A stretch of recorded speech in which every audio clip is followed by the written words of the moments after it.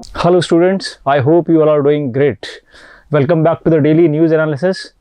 I am your educator Prithviraj Singh. Let us begin with the important news articles of 23rd of March 2022. Guys, in these DNS sessions, we normally cover the most relevant and the most important articles, right? And these sessions would always help you in the broader understanding of the topic, right? So please be regular in the sessions. Please do comment, right? Your feedbacks are very important for us, right? So beginning with the first news article, Haryana Legislative Assembly has passed the anti-conversion bill. In this sense, the bill which penalize the fraudulent or the coercive method of religious conversion is being passed in the Haryana Vidhan Sabha, and it penalizes the person who converts the other's religion by by misrepresentation, by coercion, by some false data, etc., right? So in this sense, Haryana has joined the club of many other states who have passed the anti-conversion bills, which include Karnataka also, right? So recently we know that a few months back, Karnataka government also passed the anti-conversion bill, right? So we do have anti-conversion bills in Karnataka, we have it in Gujarat and many other states, right? So Haryana has also passed the anti-conversion bill by the name of Haryana Prevention of Unlawful Conversion of Religion Bill 2022, right? Now guys, there has been increased incidents of forceful religious conversions in the past few months, and that is the reason why Haryana government is going ahead with this bill to actually stop such forceful religious conversions, right? So there have been incidents of something called as love jihad and in the past few months, right? So the bill seeks to prohibit religious conversion which are effected through misrepresentation, force, undue influence, coercion, allurement, or by any fraudulent means, or by marriage or for marriage by making it an offense, right? So that means if such forceful conversion is there, then it would be declared as an offense and a punishment is being prescribed under the same, right? Also, those marriages where the other party conceals the religious identity, does not discloses the religious identity, and through fraudulent means enter into a marriage relationship, such marriages would be declared as null and void under this law, right? So the punishment, guys, is more in the cases where there is illegal conversion for the minors, women and SC/ST, because these are the groups which are easy targets, and major conversions are being seen for the SC/ST, women and minors, right? So there is a greater punishment if the illegal conversion in this group, right? I hope it is clear. The law also provides, I call it law because now it is being passed by the assembly. The law provides for the burden of proof which lies on the accused, right? So the burden of proof to declare that the marriage or the conversion is not illegal will always lie on the accused. The individual converting from one religion to another must submit a declaration to the prescribed authority stating that the conversion effected through was not misrepresentation and the other means, right? That means the person who is intending his or her religion to be converted has to submit the report or the declaration to the prescribed authority, and approving that the conversion is not forceful conversion, right? If it is being found that the marriage is being takes place due to some coercion and some forceful religious conversion, it would be declared as null and void, as I just said. The other states which have passed such anti-religious conversion bills are Karnataka, Gujarat, Himachal, Madhya Pradesh, Jharkhand, Arunachal Pradesh, Chhattisgarh, Odisha, Uttar Pradesh recently, and also Uttarakhand. I hope it is clear. So moving to the next news article, guys. America has set new sanctions on the Chinese officials, coming to America, right? So the Biden administration has imposed visa sanctions or visa restrictions to Chinese officials who intend to visit America, right, in the coming time. And the reason for these restrictions is the alleged human right violations, the alleged I would say human abuses, and the persecution, harassment of the religious and the ethnic minorities of China by the name of Uyghur Muslims, right? So you all know that there is a community of Muslims which are minority in China called as Uyghur Muslims. They are majorly found in the northwestern part of China, right? And this is a very big area, and this province is called as Xinjiang province. And in the Xinjiang province, in the northwest of China, you'll find the ethnic minorities, Muslim minorities called as Uyghur Muslims, right? Now they are ethnically, culturally, language wise, they are very different from the majority Chinese, right? Because Chinese are they have different ethnicity. They are Han's origin, also called as Han's Chinese, right? Whereas Uyghurs are more close to the Central Asian identity, right? Uyghur Muslims in the Xinjiang province of the northwest China. If this is a map of China, this northwest region is called as Xinjiang province, and here you have community called as Uyghur Muslims, right?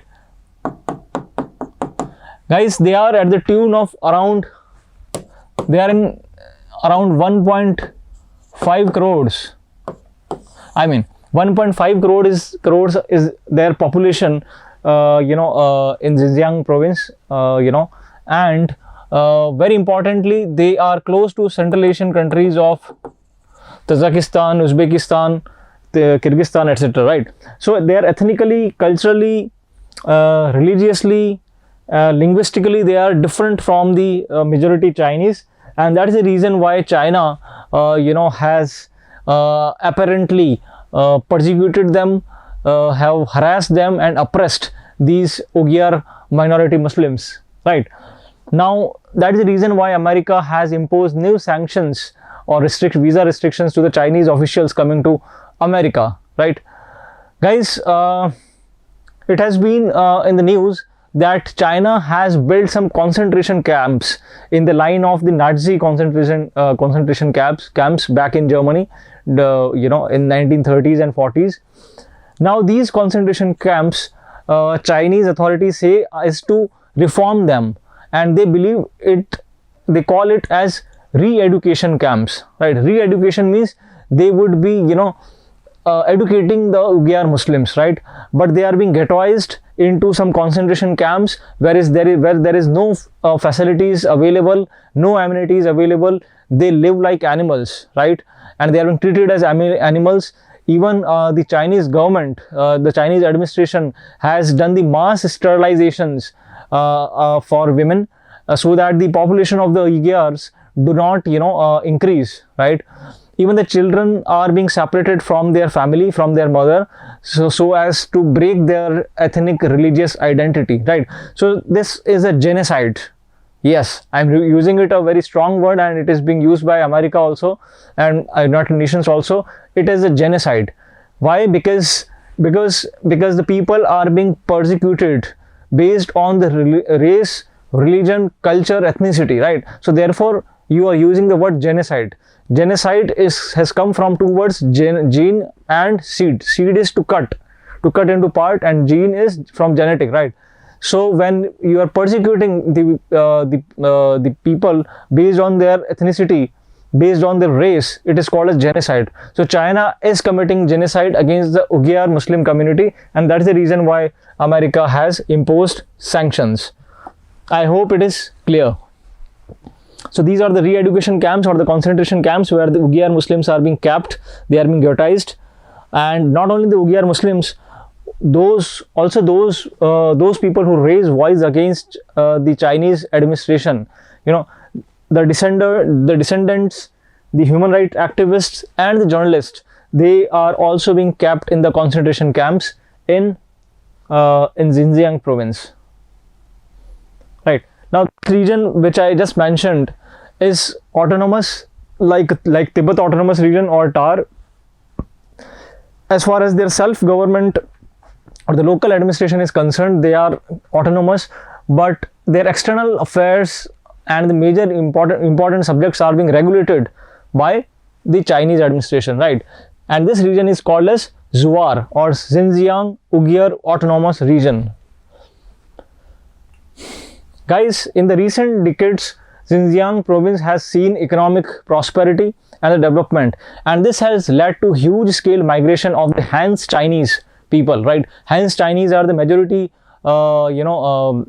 race in China, and they have migrated to Xinjiang province, and this has resulted into riots and the conflicts between Uyghur Muslims and the mainstream Han Chinese, and it also resulted into riots and clashes where many people died a few years back. And it's being China is targeting Muslim religious figures and is banning religious practices in the region. They are destroying the mosques and the tombs, right? This is the region, as I mentioned, the northwest region of China is called as Xinjiang province, and here you have Uyghur Muslims, right? As you can see, it is very close to the Central Asian countries, right? And mostly it is mostly a desert region, but very importantly, it is famous for its cotton. And guys, 20% of world's cotton come from Xinjiang province, right? So it is very famous for cotton cultivation, and around 1/5 or 20% of the world cotton come from Xinjiang province. Plus, it is also rich in mineral resources, right? It's been seen that the Uyghurs are being, they are being picked for the forceful labor to, for the cotton harvest, etc. And therefore, their rights are being violated. And mind you, it is the country's largest region in terms of its area, right? I hope it is clear. Very important, guys, because the world is dramatically changing every day, especially after the Russian invasion of Ukraine. We all know that China is supporting Russia, and China has also abstained from voting in the Security Council resolution against Russia, right? And China and Pakistan has openly supported the Russian invasion of Ukraine. So definitely we all know that America is also stretching its wings in Indo-Pacific to counter China, right? And China calls it the Asian NATO, right? That means the expansion of NATO in the Asian region, right? So therefore these details are very important, and I expect a question on this. Now, what are the allegations against China? Definitely it has committed genocide, and the same I have discussed earlier, right? So these are the things which we have discussed, right? Why is China targeting Uyghur Muslims? Because they are ethnically, culturally, linguistically, they are different from Chinese people. They don't speak Mandarin, and it is being alleged that they are also involved in the terror activities and terrorist and secessionist forces, and they intend to form East Turkestan out of China, right? So therefore China do not want this, and therefore they are to controlling the the Uyghur Muslims by keeping them into the concentration camps or the re-education camps, as I just mentioned, re-education camps, right?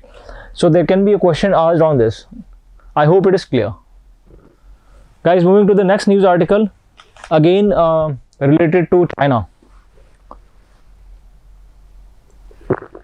We all know, students, that there have been again an increase in the number of COVID cases. This time it is a Omicron variant which is making the news, and China, many cities in China is experiencing lockdown, right? Lockdown situation. China is also, you know, claiming Taiwan, and it's being said that what Russia has done with Ukraine, China can soon do to Taiwan, right? So there is an imminent fear, there is an imminent danger that of Chinese invasion into Taiwan, number one. Number two, China is also asserting its claims in various disputed islands in South China Sea, a very important trade route. Almost, I would say, $5 trillion global trade moves every year through South China Sea, right? And for the first time, and one of the American Admiral General has said that, you know, recently China has militarized 2 out of, instead 3 out of several islands. That means many islands which were being contested by China, you know, they are, some of them, at least 3 of them are being fully militarized. And in this sense, it is it has signed a danger bell for America, because of this militarization. They have, you know, installed the deterrence missiles. They can, you know, shoot the missiles in the air, right? Its own territory is a right, and China says that it is not wrong when it do so, because it is its own right to it is its own land and its own territory. It is a right entitled to every sovereign country, right? Xi Jinping, the Chinese president, has earlier, you know, assured that Beijing would not transform the artificial islands. Guys, we call it artificial islands. Why? Because they are human made. They were the coral reefs. These coral reefs are definitely, you know, that they are the microscopic organisms which die, leaving their skeletal behind. And China has, you know, built the cement structures, the rock structures over the coral reefs, right? So therefore they are artificial islands or archipelago, right? Now Xi Jinping in the past few years has assured that Beijing would not transform the artificial islands in contested waters into military bases. But this move, when China has fully militarized instead 2 islands out of the 7, is definitely a very danger sign which America has to look upon. At the same time, we know that China is also, you know, building its border villages along the India-China border, right? So in order to, you know, to strengthen its claim against for the border villages. So China is definitely under its OBOR, One Belt One Road, and MSR, Maritime Silk Route, and One China, a dream. It is expanding its region by asserting different claims. China claims as its own territory virtually the entire South China Sea, right? Otherwise, the United Nations, law on the Convention of Seas says that you have your territory only till 12 nautical miles, and that is called as territorial waters. As far as the exclusive economic zone EEZ is concerned, it is up to 200 nautical miles, right? But this region, South China Sea, lies beyond 200 nautical miles, and then also it is being claimed by China. Instead, China is saying that virtually the entire South China Sea belongs to China. It has dismissed the findings of the UN-backed arbitration tribunal that invalidated China's sweeping historical claims.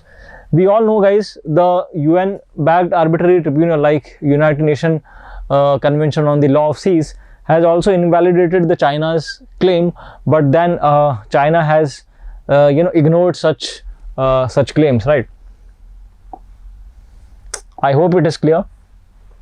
So guys, this article where China is saying that it has right to develop the South China Sea island, and rightly so, it has fully militarized 2 islands out of the 7, and it has rung alarm bells in United States, right?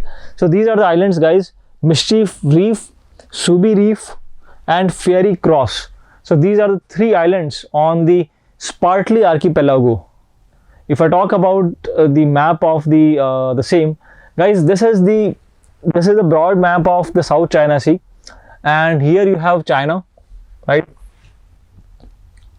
And the blue lines are this one. These are the UN clause, United Nations Convention on the Law of Seas, which says that you can have your exclusive economic zone, EEZ, up till 200 nautical miles, right? But China claims this area, which you can see here, as its own, right? And this is the China's claim line. So this is your China's claim line. China's claim line, right? So it goes much more beyond than the UN clause, because UN clause is this, up to 200 nautical miles EEZ, whereas China's claim is this. So here you can see the difference, right? I hope it is visible and you are getting my point. So guys, there are very important island groups: archipelago, Spratly's island group or Spratly's archipelago, and Paracel, right? So Paracel's archipelago and Spratly's archipelago, right, is a group of islands also called as archipelago, where the China is contesting its claim. At the same time, this Scarborough Shoal is also being claimed by China, right?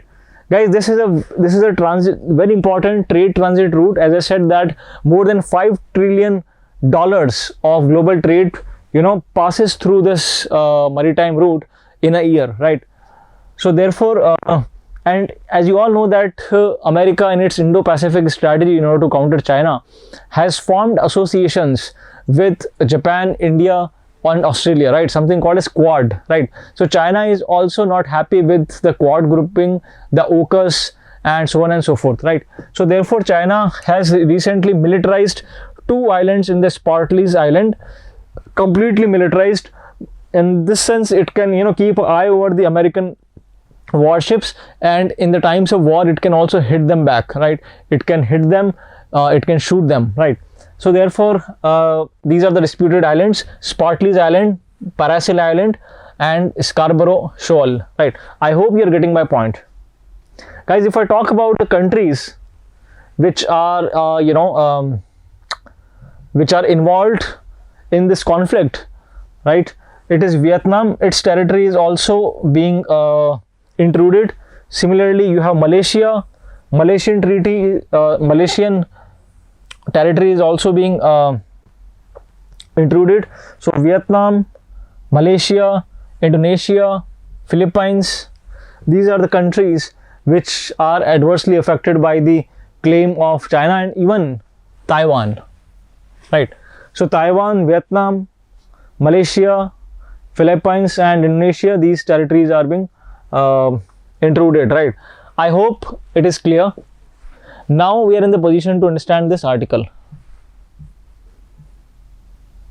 right?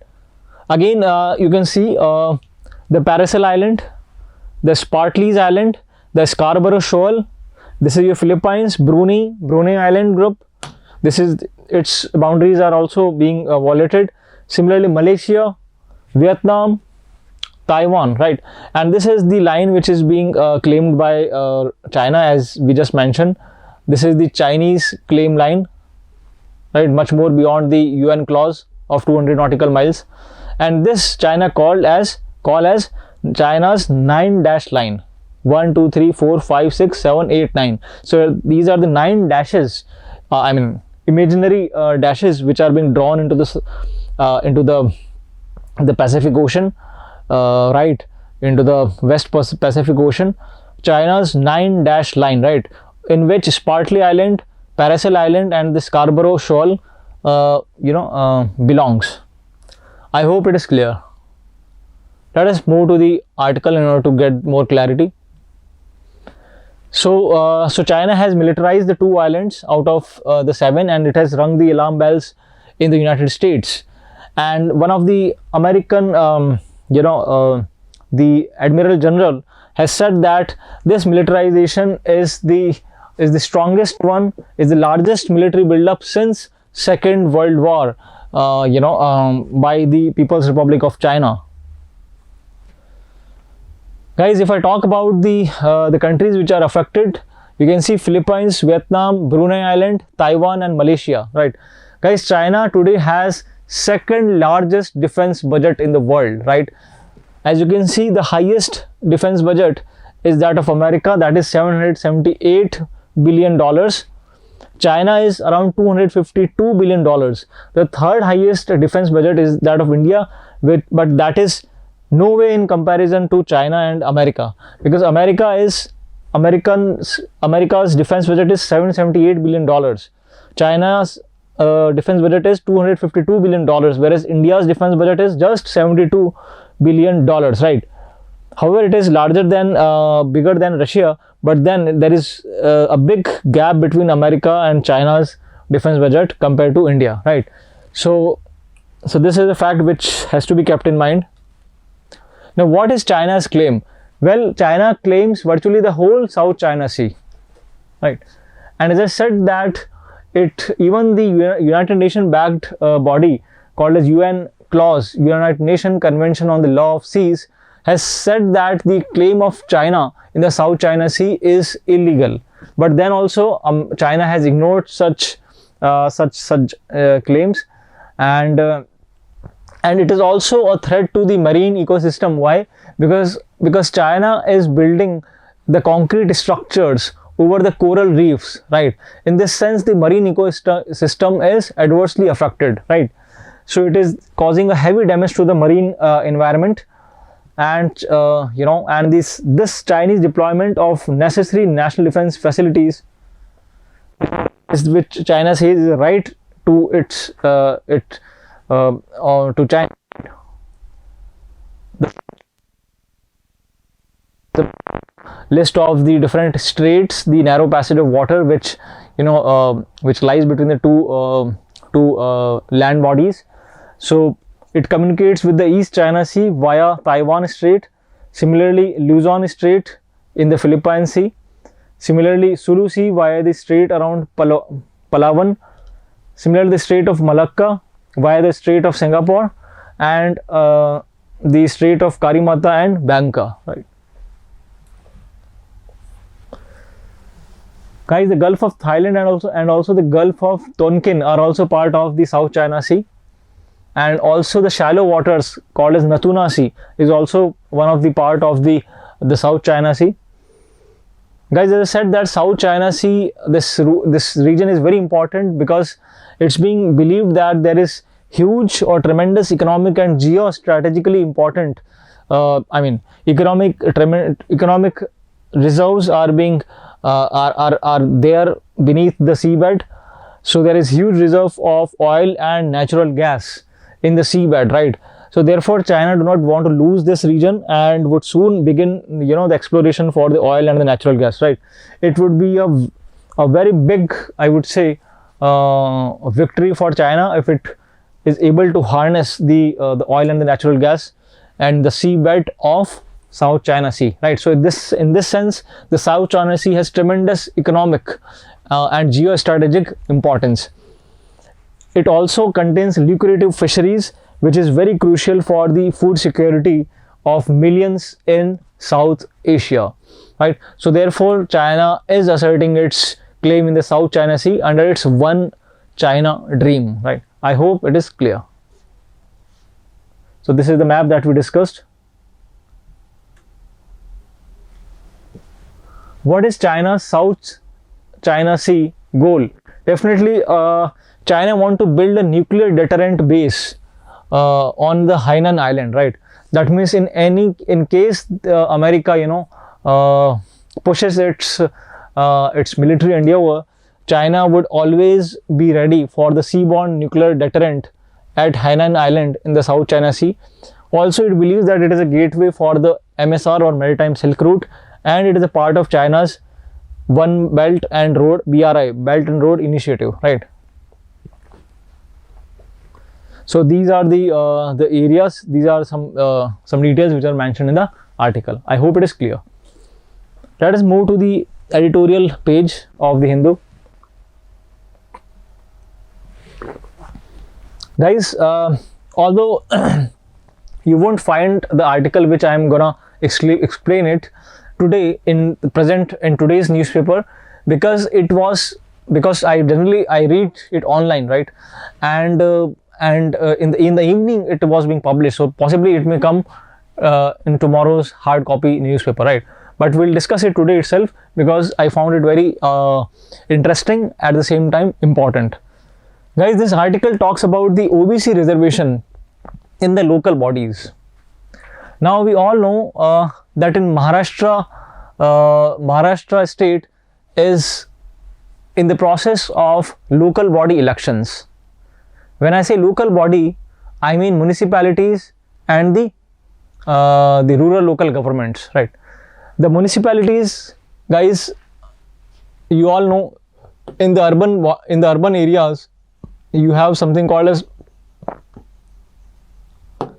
municipalities,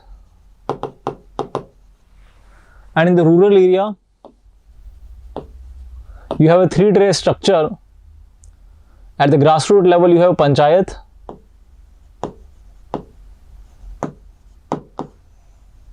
at the intermediate level you have panchayat samiti,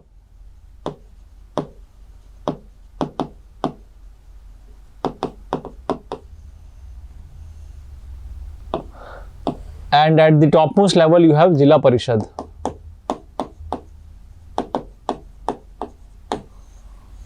So Maharashtra is undergoing the elections to the local bodies, and very importantly, they have announced the 20% reservation to the seats for OBC in the local bodies, right?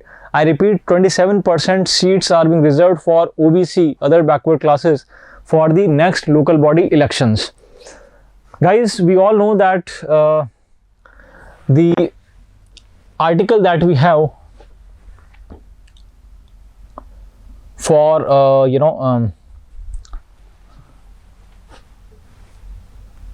for reservation, we know that we have 73rd Constitutional Amendment Act of 1992, which has given the constitutional legal status to Panchayati Raj institutions.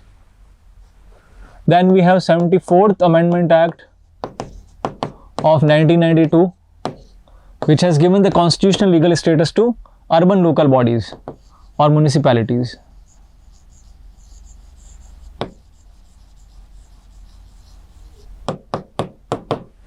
Right.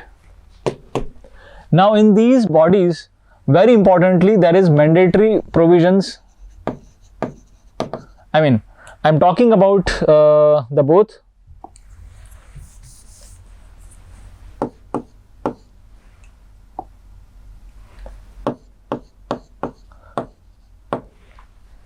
There are mandatory provisions in both.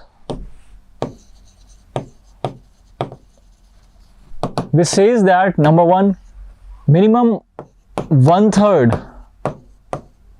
of the seats should be reserved for women, female candidates.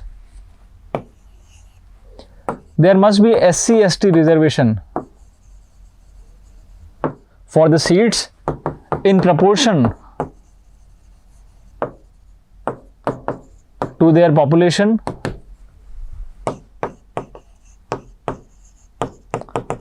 In the local area. For example, if there is a panchayat, gram panchayat in one of the village in near Jaipur, then they would find the SC/ST population in that village, right? If they found that there is 15% SC/ST population, then let's say out of 100, 15 seats would be reserved for SC/ST, right?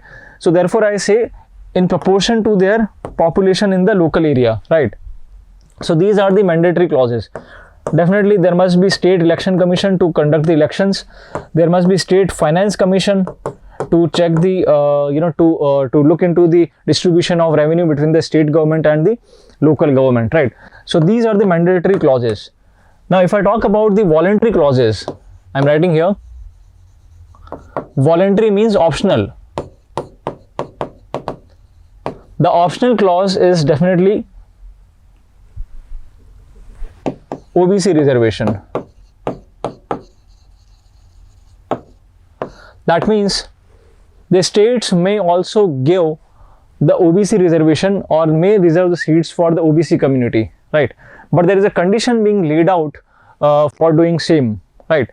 First of all, I must mention that in Rajasthan the OBC reservation has been given, and 27% of the seats in the local bodies, in the urban local bodies as well as in the rural local bodies, are being reserved for OBC, right? It is an optional provision, right? At the same time, Rajasthan has also increased the reservation for women from 1/3 to half. That means 50% of the seats in Rajasthan local bodies are reserved for women candidates, right? So this is the optional clause, right?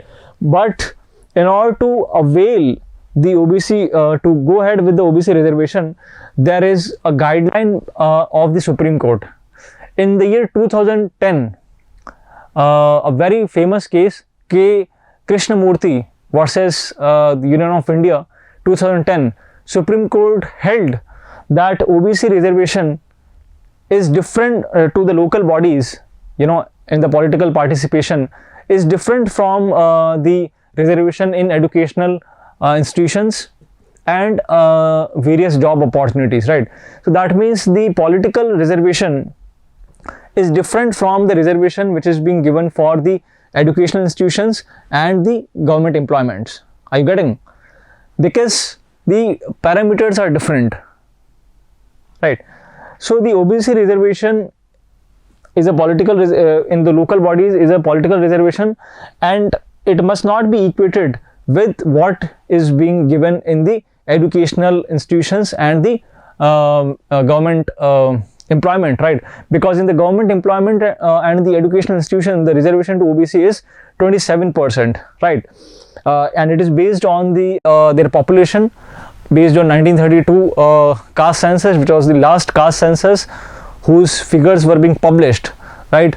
And it was being found in the year 1985 by BP Mandal Commission that OBC population in India is 27%, right?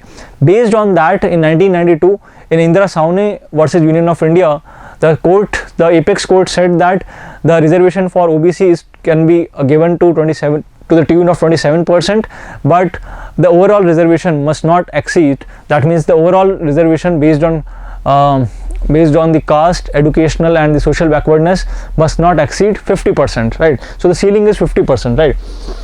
But that is for reservation for the educational institutions and the government employments, right? But as far as the political reservation is concerned, when I say political reservation, I mean the reservation in parliament, reservation in Vidhan Sabha, and the reservation in the local bodies, right? That is different, right? So it is found in K. Krishnamurthy versus Union of India in 2010 that political reservation is different from the educational and the government employment reservation, right? So that therefore they must not be equated, number one.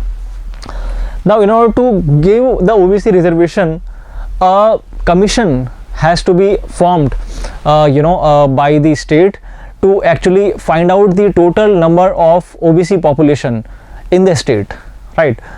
And based on the finding, based on the empirical study, the percentage of reservation that has to be given should be in proportion to their population. For example, if the population of OBC in, let's say, Rajasthan is 27%, so the 27% reservation is being 27% of the seats in the local bodies are being reserved for OBC community, right? So therefore you have to set up a commission which would find out the total OBC population in the state, and in proportion of the population of the OBC, the reservation, the seats would be reserved for the local bodies, number one. Number two, this has to be not exceeding 50% limit as held by Indira Savne judgment, right? So I hope you are getting my point, and I hope it is clear, right? Now moving to our article, the question of OBC reservation in local bodies, right? Guys, as I said that, so this is the gist of the case that I was just mentioning, very important, and I expect a question on this. I strongly has this strong feeling of a question being asked on this, right? So K. Krishnamurthy versus Union of India, the case that I was referring, of the year 2010. K. Krishnamurthy versus Union of India, where the court said that the barriers to political participation are not same as the barriers to education and employment. Though reservation to local bodies is permissible under Article 243D and 243T. Guys, 243D talks about reservation to rural local bodies, that is Panchayati Raj institutions, whereas 243T talks about reservation to urban local bodies, that is municipalities. So 243D and 243T. D is for the reservation to Panchayati Raj institutions, reservation of the seats to women, to SC, ST, and T is reservation of the seats to women, SC, ST in the rural local to the urban local bodies, right? So T is for the municipalities and D is for the rural local bodies. I hope it is clear, right?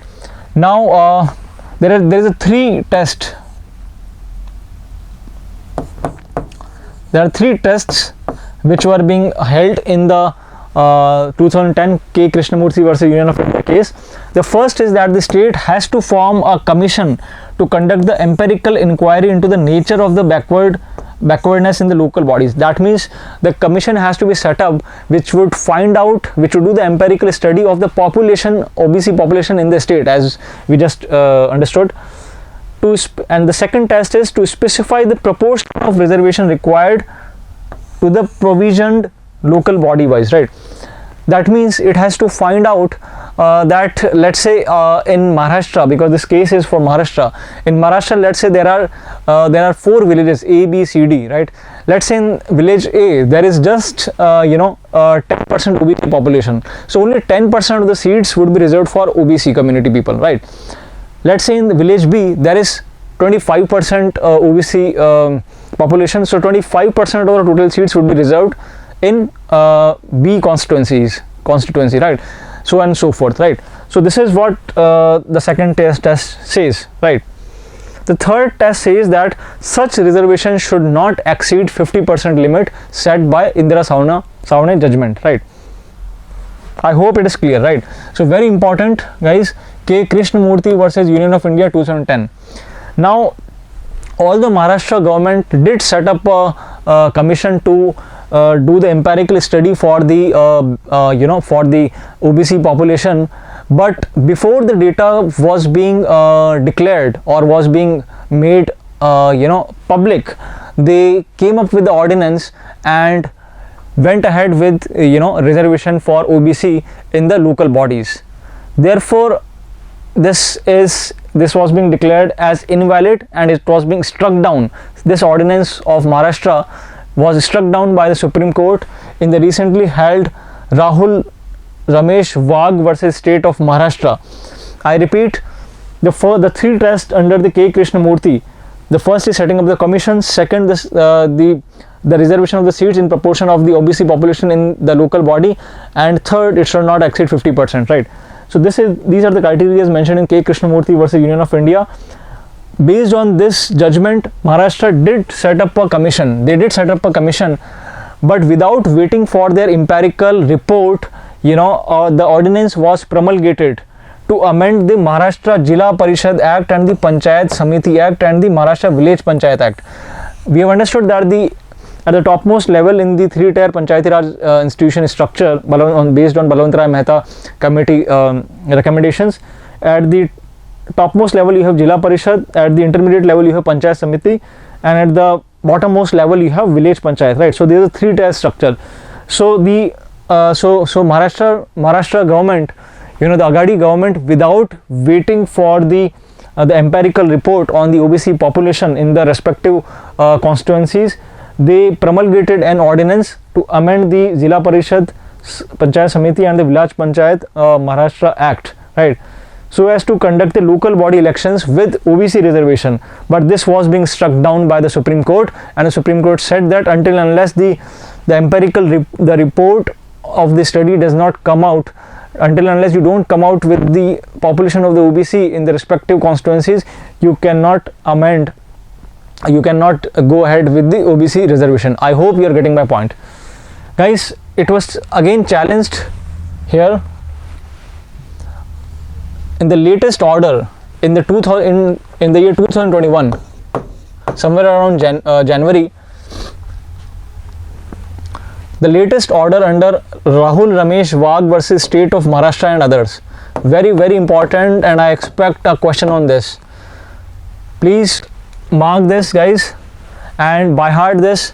Rahul Ramesh Wagh, right? So Rahul Ramesh Wagh versus the State of Maharashtra and others makes it mandatory that the principles laid down by the Supreme Court in 2010 case, which provides the reservation for OBC in the local bodies, shall be followed across the country, right?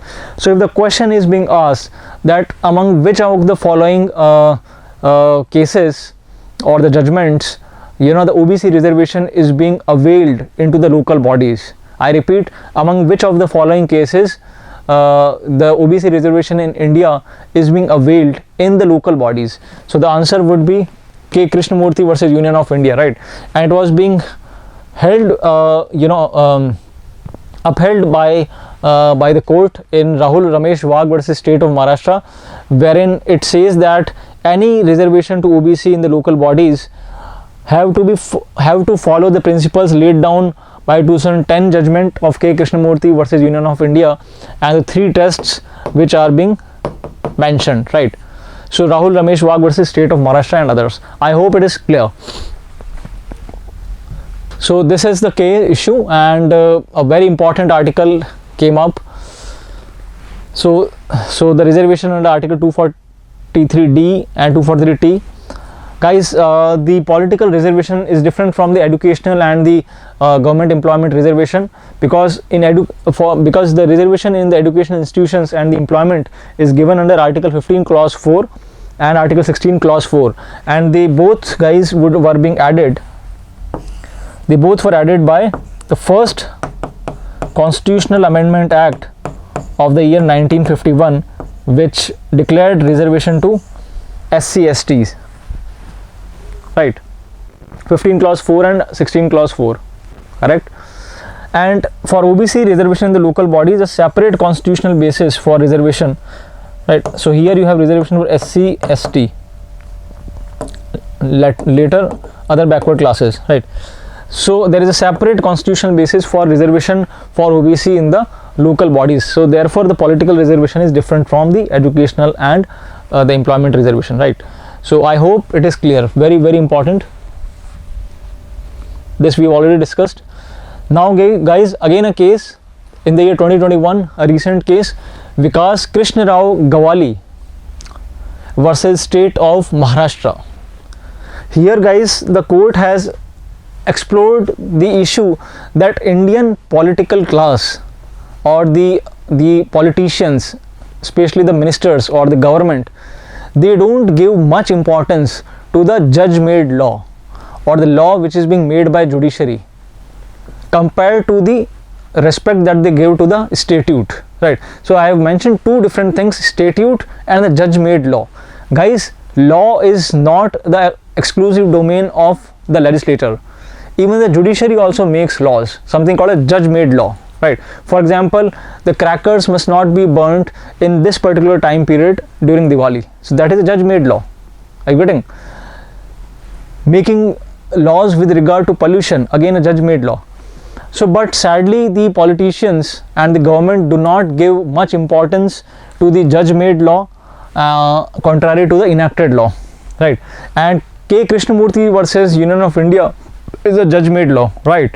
And the state of Maharashtra has passed the ordinance giving the 27% reservation to OBC in the local bodies, ignoring the judge made law of 2010, right? So this is what it is trying to explain.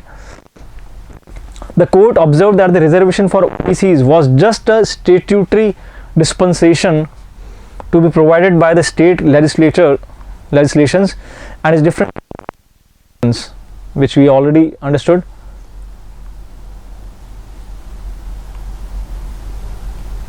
So this is an article which has to be understood clearly, and there are many other states which have tried to do so, like Madhya Pradesh, right? In Madhya Pradesh also, before the empirical data of the OBC was to come, they gave the reservation to the OBC in the local bodies. However, it was being quashed by the Supreme Court and then Madhya Pradesh Vidhan Sabha passed a resolution to keep the local body elections without OBC reservation at abeyance. That means they were not held, right? At the same time, Maharashtra has also passed a resolution to stall the local body elections in the wake of the judicial interference, right? So they are also saying that we would not go ahead with the local body elections, right? Guys, definitely the state of Maharashtra, the Maharashtra government did formulated a commission, but then the data didn't came up, and before the same they set up the they came up with the ordinance, which is again being challenged in the Supreme Court, right? The State Election Commission ought to notify the proportionate seats as open category. Now in this case, if the election to any of its local body cannot be postponed, right? Because there is also a limit on the postponing of the local body elections, right? Now if the court has explored that if the local body election cannot be postponed beyond the statutory period, right, then the State Election Commission of Maharashtra ought to notify the proportionate seats as open category seats, right? So those seats which were being reserved for the OBC would now be declared as the open category seats, and then you must proceed ahead with the election to the local bodies. So this is what is being said by the court. And guys, had the governments stuck to the law as mandated by Article 141, very very important guys, Article 141 is the judge made law, the law which is being declared by Supreme Court. Any law which is being declared by the Supreme Court, any judgment of the Supreme Court shall be binding across the territory of the country, right? And would be binding on all the courts within the territory of the country. Are you getting? Whatever law which is being declared by the Supreme Court is to be binding or shall be binding on all the courts within the territory of India, right? So, and it is mentioned under Article 141, very very important. It was also asked in UPSC examination a few years back. So had the government and had the governments across the country would have stuck to the law as mandated by Article 141, this situation would not have arisen, right? So that's all for today. I hope you enjoyed this session. Do press the like button for the regular updates. Do press the bell icon for the regular updates, right? Stay tuned for more videos. Wish you all the best. God bless you. Bye.